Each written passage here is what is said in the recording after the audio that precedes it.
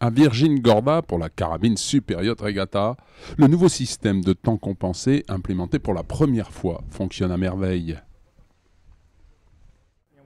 On a regardé attentivement les différents ratings dans des conditions diverses hier soir. On a l'air d'être pas mal au portant alors qu'ils sont meilleurs au près. Ça va être une semaine intense.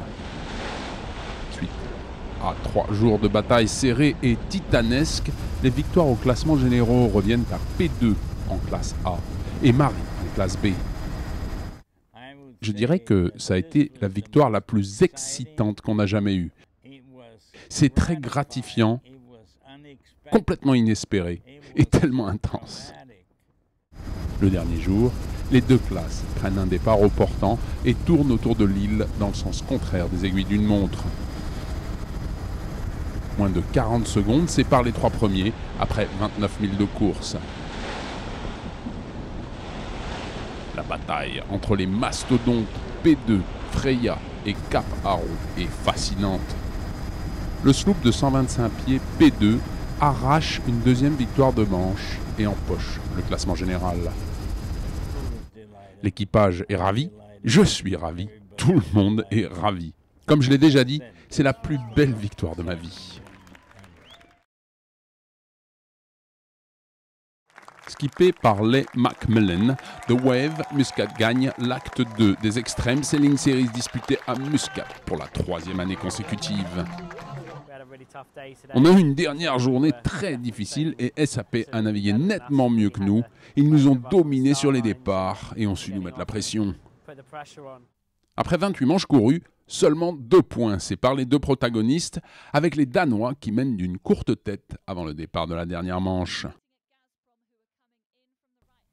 The Wave parvient à prendre le contrôle dès le départ et s'échappe inexorablement vers la victoire finale grâce à une tactique irréprochable.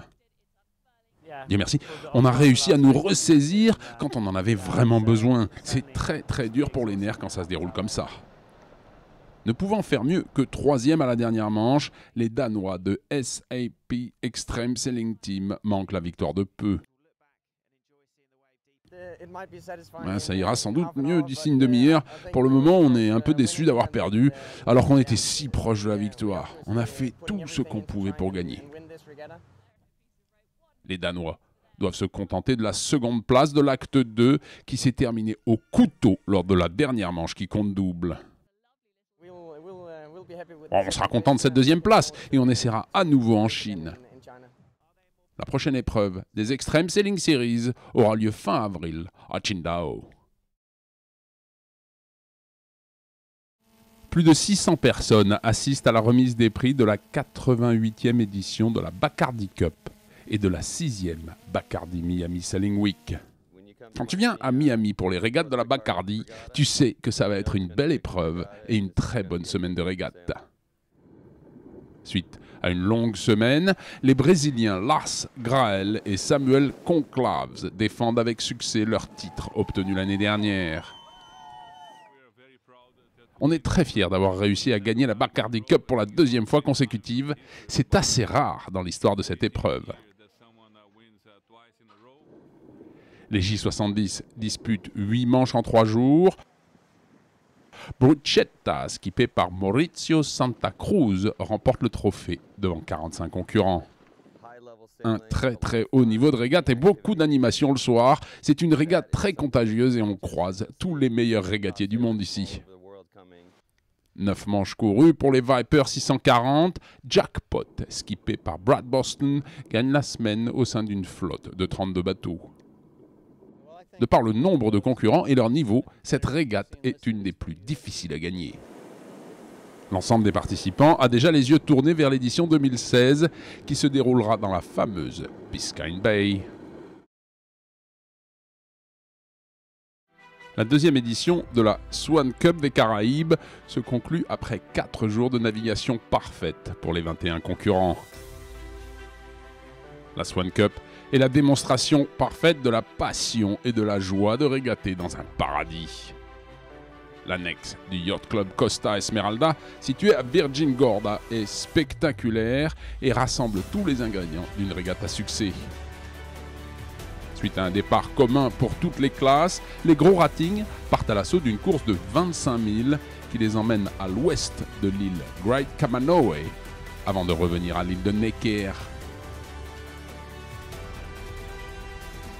Avec peu de changements dans les conditions climatiques, le groupe des leaders reste strictement le même et les vainqueurs augmentent leur avance sur le reste de la flotte. Au classement général, le Swan 80 Selen gagne en classe A, tandis que le Swan 53 l'emporte en classe B.